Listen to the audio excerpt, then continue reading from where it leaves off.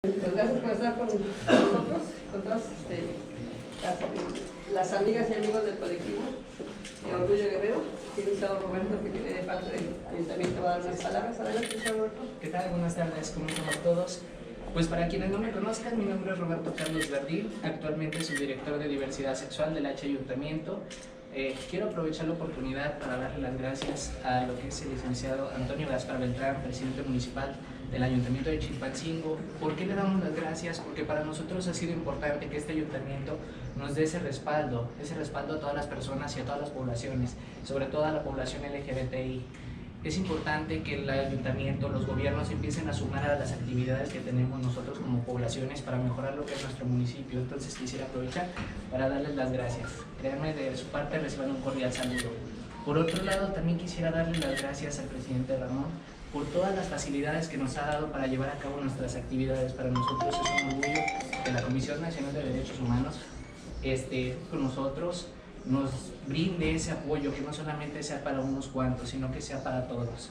A nombre del colectivo también les doy las gracias por estar presente y pues me gustaría decirles que esto es una línea de tiempo, la cual se va a presentar ahorita. Es importante recordar cuál es nuestra historia, recordar a todas esas personas que iniciaron este movimiento, porque a lo mejor ahorita nos ven a nosotros, pero antes de nosotros hubo una persona que se atrevió a dar ese primer paso para que nosotros pudiéramos estar aquí con ustedes, y es importante recordar a todas esas personas.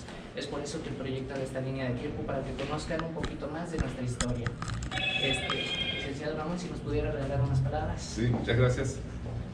Nosotros desde la comisión quisiéramos que estos eventos que hacemos conjuntamente con ustedes, y que por supuesto que tienen abiertas las puertas de la comisión, como ya la mayoría sabemos, que transmiten desde aquí un programa en redes sociales, y este evento tratamos de contagiar a quienes están al frente de otras instituciones para que hagan lo mismo. El reconocimiento de un derecho que es de todos, no tenemos por qué sectorizarlo en fracciones. Los derechos humanos son generales, todos debemos gozar de ellos, incluyendo los derechos que ustedes exigen, el reconocimiento, el respeto por la lucha que ustedes tienen, y eso lo hacemos nosotros desde la comisión con mucho gusto. Saben que somos aliados en su lucha, saben que aquí en la comisión tienen una institución que los apoya, y no nada más en el discurso, sino que en los hechos ustedes han visto que aquí tienen las puertas abiertas, y lo hacemos con mucho gusto. Yo le agradezco a todo el personal que ha estado muy atento y que ha estado colaborando, al maestro Fernando, que lleva a cabo su visitaduría por la especialidad que le corresponde, a Jacqueline, que está sumada a estos trabajos con ustedes también. Les agradezco que a nombre de la comisión, en los días pasados no pude estar con ustedes por el asunto de Rincón de Chautla, que ese día que fue el evento estuvimos en la montaña, pero de luego que cuentan con la solidaridad permanente de la Comisión de los Derechos Humanos. A nombre de ella, de la institución y de mis compañeros y compañeras, les refrendo todo el apoyo para ustedes en las actividades que tengan a bien emprender, esta y las que sigan. Muchas gracias. Gracias.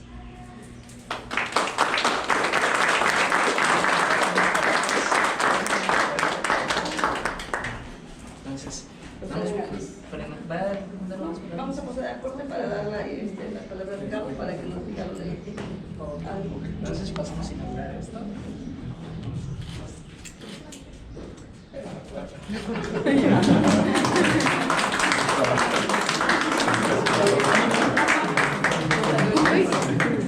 Pues compañeros, los dejamos con nuestro compañero Richard, que es un investigador de nuestro colectivo Orgullo Guerrero.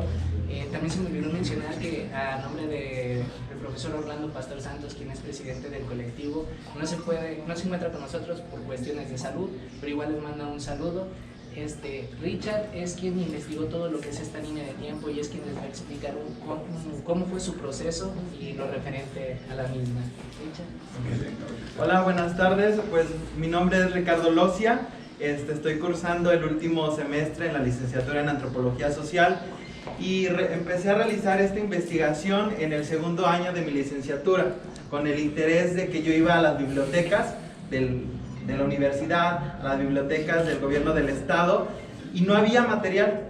Yo pedía libros de género, libros de diversidad sexual, y no había nada. Entonces yo me empecé a preocupar si era los tenían en el abandono, o era un tema que no se abordaba y que no querían abordar dentro de la misma academia de la universidad.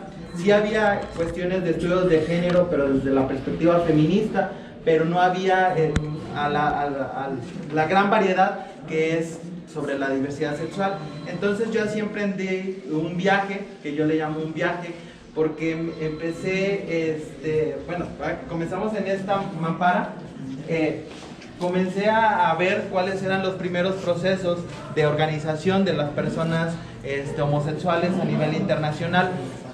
Quiero recalcar que nosotros marcamos acá el año 1978 porque es el año en que hay unos disturbios en Estados Unidos en un bar que se llamaba Stonewall Inn, donde este lugar era refugio y era lugar asiduo para personas LGBT, personas indigentes, inmigrantes.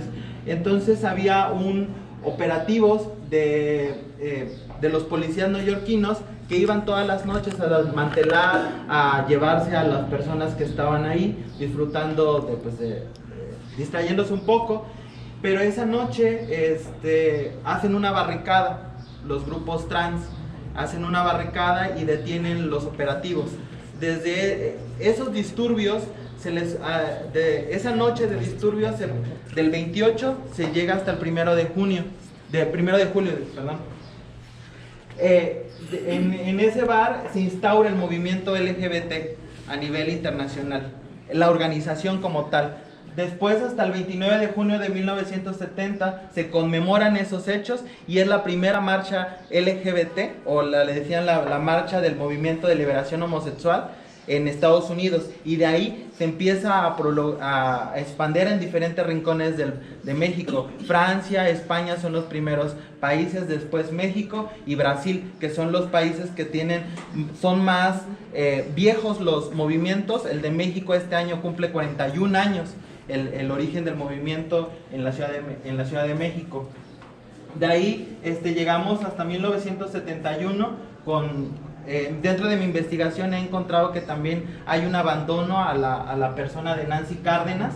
Nancy Cárdenas fue feminista, lesbiana y fue la primera en salir en televisión abiertamente en 1994 en el programa de Jacobo Zabludowski, y dice ella abiertamente que es una mujer lesbiana. Y ella no se le ha dado el reconocimiento ni en la lucha feminista ni en el movimiento LGBT, porque su movimiento era crítico. Como era marxista, se fue excluyendo por ser de izquierda. También otro de los personajes que recalco aquí es la figura de Luis González de Alba, que fue un luchador del movimiento del 68 y también fue detenido y estuvo en Lecumberri, y de ahí también fue exiliado a Chile. Estas dos personas en agosto de 1971 son las primeras personas en México que se empiezan a reunir para crear un grupo que empezaban a discutir cuestiones de diversidad sexual con Carlos Monsiváis. Carlos Monsiváis estaba en Francia y él les estaba mandando información para empezar a crear grupos intelectuales y académicos, para empezar a como una cuestión como tertulias, porque presentaban poesía y muchas cosas. Aquí es donde empieza a ver las primeras luces en México. De ahí hasta 1975, cuando Carlos Monsiváis es editor de la revista Siempre, sale el primer desplegado en toda América Latina en contra de las racias. ¿Qué eran las racias? Las racias eran redadas de policías que llegaban a fiestas de homosexuales, los detenían y cuando ya estaban en los MPs, los que hacían era cortarles el cabello. Les cortaban el cabello. Si eran chicas trans, les pedían que se pusieran ropa de hombre y las ridiculizaban dentro de los MP. De este hecho hay un libro que se llama Mujercitos, que es un compendio de todas las notas amarillistas del periódico Alarma, donde pueden ver cuánto cosas sufrían los homosexuales de los años 50, 60 en México. De ahí hasta el 26 de septiembre, muchos autores le llaman la salida del closet de los gays mexicanos. Juan Jacobo Hernández, un filósofo mexicano, empieza a aglutinar a más personas y crean el Frente Homosexual de Acción Revolucionaria, el FAR. Y el 26 de septiembre de 1978, en el 10º aniversario de la Revolución Cubana, sale este grupo.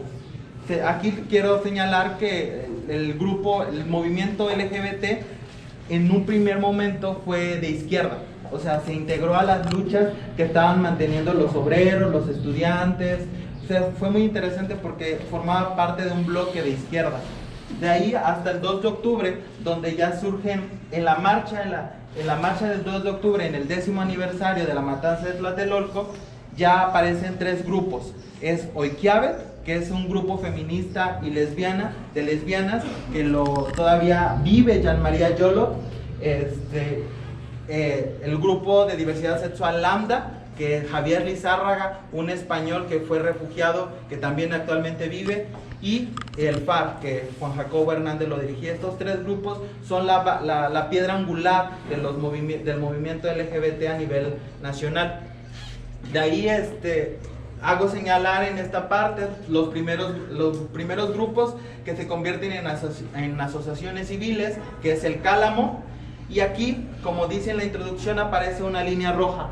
La línea roja es cuando empiezan los primeros casos de VIH y empieza la pandemia.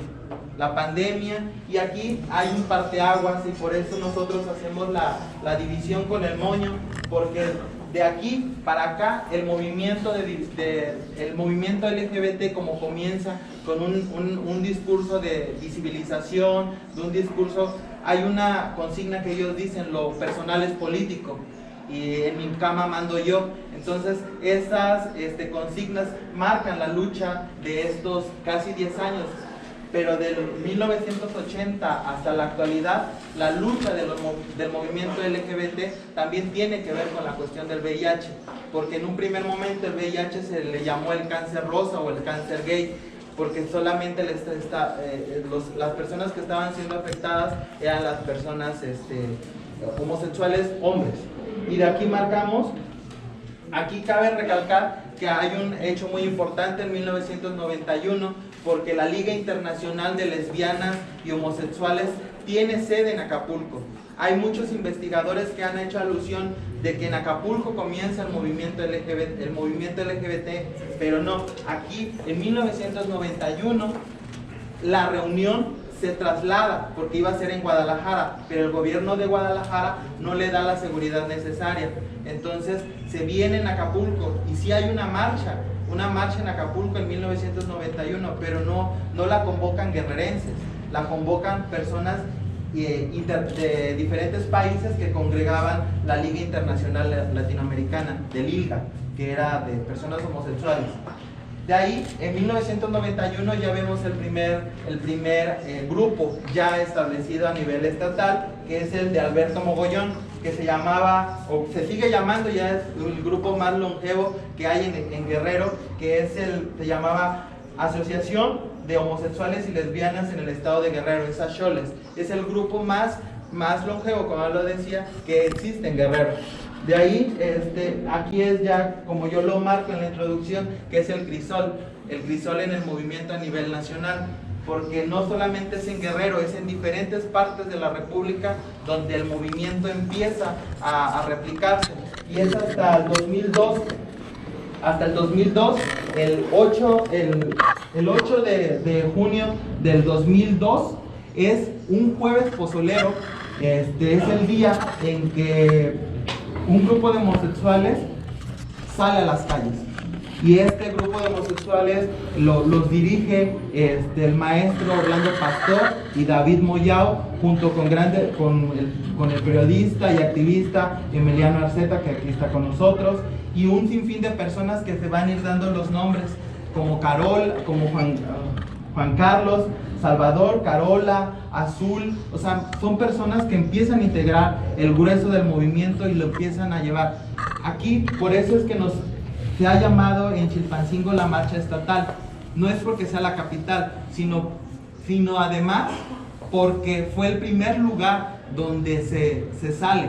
Sí había bares en Acapulco, sí había actividad nocturna gay en Acapulco, pero la cuestión política en formación para organizar una marcha, un meeting y un posicionamiento por primera vez es en Chilpancingo. A mí me encanta el lema de la primera manta que dice: con esta marcha va llegando el momento que hagamos ejercicio de nuestra ciudadanía, lo que definitivamente va a poder librarnos del estigma, del prejuicio y la discriminación. A mí me encanta esta primera foto porque es quien va encabezando la marcha, es una estatua de la libertad. Entonces yo en la introducción digo, representa lo que estaban clamando las personas. Todos los que iban marchando estaban pidiendo libertad de ser, porque vivían todavía ellos, en las entrevistas que yo les he podido realizar, me dicen que cuando ellos pegaron los primeros póster, lo tenían que hacer en la madrugada, al que no los vieran los policías, porque si los veían los perseguían y los encarcelaban. O sea, estábamos hablando en el 2002, todavía el prejuicio y todavía la persecución que vivían muchos de los compañeros que aún siguen en esta lucha. De ahí sigo contando. Debo de recalcar que, y no es porque aquí esté el compañero Sasha, pero el primer periodista que tuvo un programa radiofónico y un apartado en un periódico en cuestiones impresas con cuestiones de diversidad sexual fue el compañero Emiliano Arceta. Y eso yo les puedo dar mis fuentes hemerográficas de cuando yo tengo el conteo de cuáles son las primeras publicaciones, y además por viva voz del compañero, que tu programa Arcángeles es el primer programa en Oxígeno FM a nivel Chilpancingo que se empieza a difundir cuestiones LGBT. De ahí, aquí no hay grupo en Chilpancingo, pero se crea en el 2003 el grupo Linaloe, el colectivo Linaloe. Es muy interesante cuando el maestro Orlando cuenta por qué se llama Linaloe, y tal cual como él lo dice, el árbol de Linaloe es un árbol emblemático para los guerrerenses, porque de ahí se extrae la madera para fabricar las cajitas de Orinalá. Entonces, cuando el maestro Orlando lo cuenta, dice que por el colorido que son de esas cajitas, y por lo colorido y la diversidad que son los homosexuales, que son las lesbianas y que son las personas trans, por eso le ponen Linaloe. En el 2004, en la ciudad de Taxco, también con Rubén Estrada, comienza la primera marcha LGBT. Después de Chilpancingo, otra de las marchas más longevas es en Taxco. De Linaloe, en el 2005, con el compañero Quetzalcóatl Leija Herrera, surge el Centro de Estudios y Proyectos para el Desarrollo Humano Integral, que es CEPRODEI. Este centro y Quetzalcóatl Leija Herrera cimentan las bases en el activismo a nivel estatal en cuestiones políticas y legislativas, porque Quetzalcóatl es el primero que lleva al pleno del Congreso la ley en aquellos momentos se le llamaba sociedades de convivencia, en la actualidad pues es un matrimonio igualitario.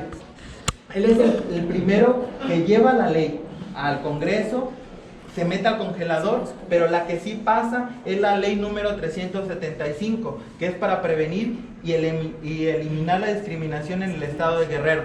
Fue promovida por el compañero Quetzalcóatl, él la llevó, y gracias a ese activismo político que muchos de nosotros y de las generaciones que vienen, le debemos demasiado a él, a Quetzalcóatl. Después, sigo hasta el 2009, Acapulco tiene su primera marcha. La primera marcha en Acapulco la organiza Alberto Mogollón con Gabriela Soberanis. Es la primera vez que en Acapulco hay.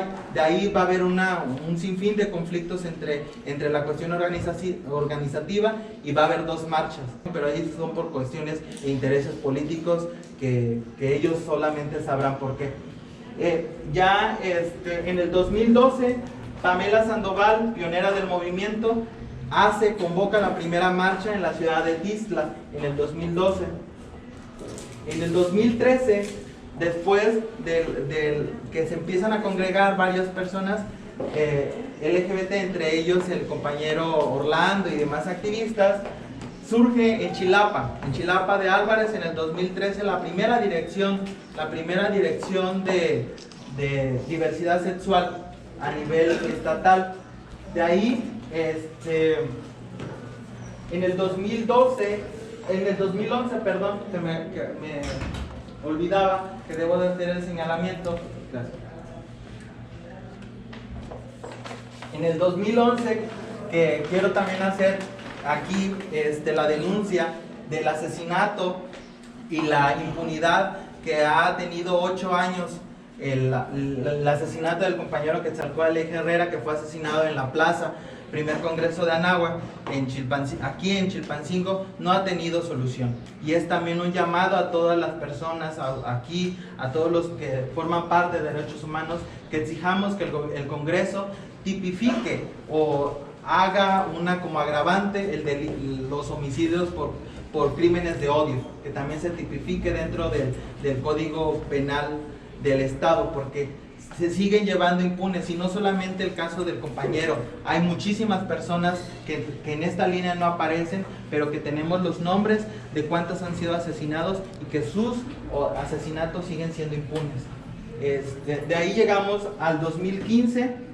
En el 2015, pues en el gobierno interino de Rogelio Ortega, él tiene la idea de hacer una boda masiva en Acapulco, por el fallo que hace la Suprema Corte de Justicia, que al decir que era inconstitucional, que no existiera la figura que era inconstitucional que solamente hombre y mujer se pudieran casar. Entonces el doctor Rogelio Ortega hace un evento en Acapulco, pero pues ese evento es completamente ilegal. En Guerrero hay una demanda al registro civil que llevó a cabo las bodas.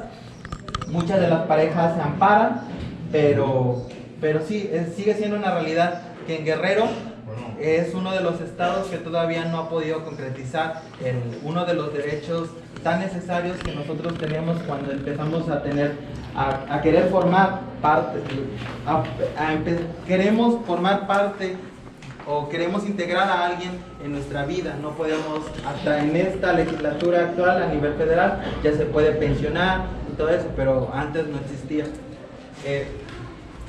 Ya casi para concluir, en el 2015 también surge la primera dirección de atención a la diversidad sexual a nivel ayuntamiento en Chilpancingo, que la dirige el maestro Orlando Pastor. Durante este tiempo tuvo muchas acciones el maestro Orlando, siguió dirigiendo en la marcha, pero una de las actividades que más ha hecho y que creo que son memorables de recordar es que 17 personas transgénero, entre ellas la compañera Kimberly, fue una de las beneficiarias de esta campaña que realizó el maestro Orlando con Lola de Yabú, y para que ellas pudieran tener el cambio de identidad en sus actas de nacimiento. Es una realidad también que las compañeras y compañeros trans tienen que emigrar a otros estados para buscar este reconocimiento legal.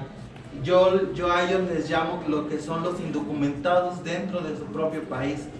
Son los indocumentados porque ellas no se ven como lo dice en su acta de nacimiento, y ellos han vivido y viven más discriminación que un hombre homosexual o que una mujer lesbiana, porque viven la segregación de la sociedad por su apariencia y por también este grado de que el Estado no les reconoce el poder cambiar de su nombre en sus actas de nacimiento. Entonces, por eso es algo memorable lo que sucedió en el 2017, porque fue una campaña que dirigió el maestro Orlando junto con el subdirector Roberto, que estaba en aquel tiempo en la dirección, y fue un logro muy grande. Después, algo muy interesante que fue aquí también en este edificio, que fue el primer encuentro de activistas LGBT el 22 de mayo del 2015. En este encuentro se cimentan las bases para que se cree el Consejo Estatal de la Diversidad Sexual. Este consejo fue el que dio este encuentro fue el que dio la pauta para que se formara el Consejo Estatal de Diversidad Sexual. El primer presidente de este consejo fue el maestro Orlando Pastor. Aquí hablo, ya para concluir, quiero recalcarles que se me llegan a pasar algunos datos, pero sí termina en el 2018 con el asesinato de Rubén Estrada, el activista y pionero del movimiento LGBT en Tasco. Fue asesinado junto con otras 2 personas más.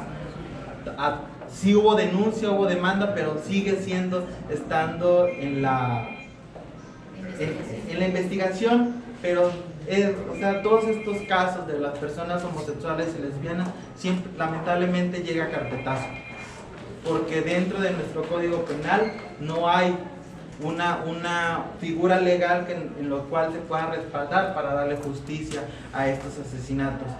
¿Qué otra cosa más? No hay también sí hay protocolos de acción, pero no los aplican. Para cuando es asesinada una mujer trans, le ponen hombre o masculino vestido de mujer, cosa que no es. Y entonces se sigue invisibilizando a las personas. Y voy a terminar con algo que decía Lola de Yabú. Decía ella: ¿cuántas veces una mujer trans o una persona trans es asesinada? Y es asesinada cada vez que le quitan su nombre, cada vez que la revisten con la ropa que ella no quiere portar. Y pues, esta es una pequeña muestra. Les digo, se me fueron algunas partes, algunos nombres, como mencionar que David Moyao también fue el pionero en la cuestión él fue el que promovió para que en Guerrero hubiera campañas de VIH, concientizar a las poblaciones clave para decirles que tuvieran precaución, el uso correcto del condón. También, por ejemplo, se me olvidó mencionar a Francisco Viruel, que es el auténtico luchador social de los derechos LGBT en Acapulco, junto con Alberto Mogollón. Francisco Viruel fue también uno de los pioneros en la cuestión de derechos LGBT, y también por cuestión, él estaba infectado con VIH, vivía con VIH, y su lucha la llevó. Fueron uno de los guerrerenses que dio su cuerpo para que se investigaran fármacos, para que se pusieran nuevas dosis de fármacos y pudieran tener como los resultados óptimos para las personas que estaban muriendo en aquellos tiempos. En aquel tiempo, pues, estaban muriendo de SIDA, ¿no? Y estaban muriendo en el abandono institucional, porque ni la institución de salud propiciaba propiciaba pues los cuidados necesarios para estas personas. Y pues sí, la verdad agradezco mucho que el doctor nos haya permitido montar esta exposición aquí, que ustedes hayan escuchado esto, que inviten a sus conocidos o a personas que quieran leer con calma cada una de las membranzas que aquí ponemos. Y cabe señalar que este trabajo no hubiese sido, no lo hubiéramos concretizado sin todas las personas que los vemos ahí, todas las personas que forman parte del colectivo, todas las personas que nos ayudaron con algo, con las personas que nos dieron una entrevista, pero también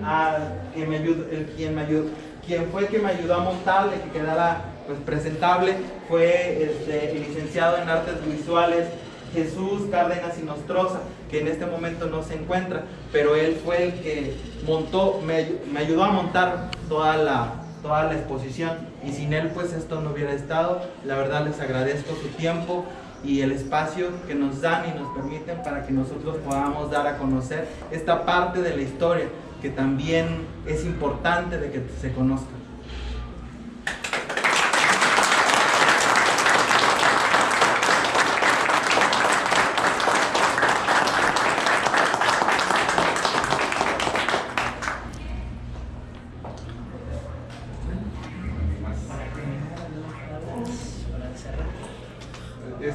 Es histórico que podamos escuchar esta línea del tiempo, que no habíamos tenido la oportunidad de conocerlo así.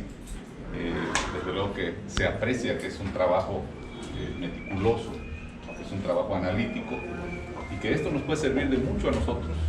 Yo creo que no está por demás comprometer a la institución para que esta información que tienes aquí podamos plasmarla en trípticos, en dípticos, donde podamos hablar de este tema con toda la libertad y con todo el compromiso que debemos tener las instituciones o los servidores públicos que estamos al frente de ellos, porque tenemos la obligación. Yo decía que esto sirva de ejemplo para el resto de las instituciones, porque no es responsabilidad solo de la Comisión de los Derechos Humanos. A partir de la reforma a la Constitución, al artículo primero, ya todos estamos involucrados que necesitamos en el servicio público, en aportar cosas, hacer algo por la expansión de la cultura del respeto a la legalidad. Y bajo ese concepto, creo yo que desde esta plataforma de lanzamiento para ustedes, como lo ha citado ya históricamente a partir del 2015 que tuvieron aquí su primer encuentro, pues que siga siendo esta la casa que lance las iniciativas, que lance estos proyectos que tú planteas, ¿no? Y que lo haces a nombre de todo el colectivo y queda la mano tendida para llevar este trabajo que tú has hecho a hacerlo en un método de comunicación de mano a mano con los dípticos, los trípticos. Yo creo que podemos irlo trabajando.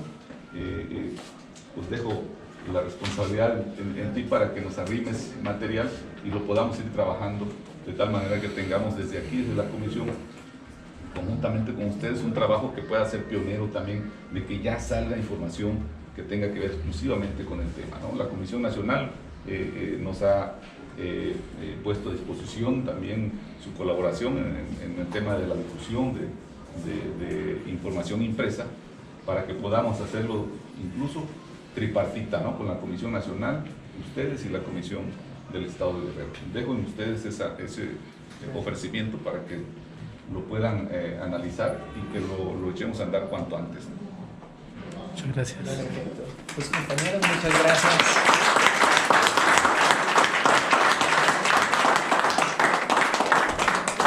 Pues muchas gracias por su presencia. Nos invitamos a que acudan de cerca de toda la información que está. Gracias por el apoyo. Gracias. 1, 2, 3. Listo.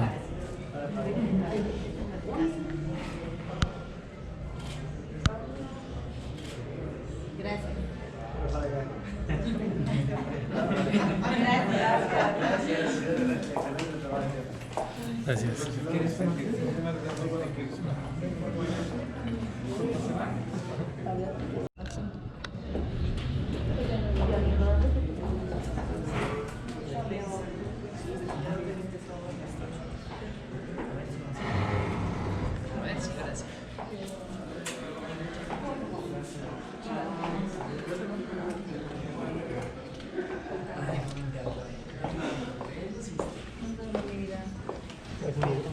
Igualmente, gracias. Gracias, corazón. Perdón.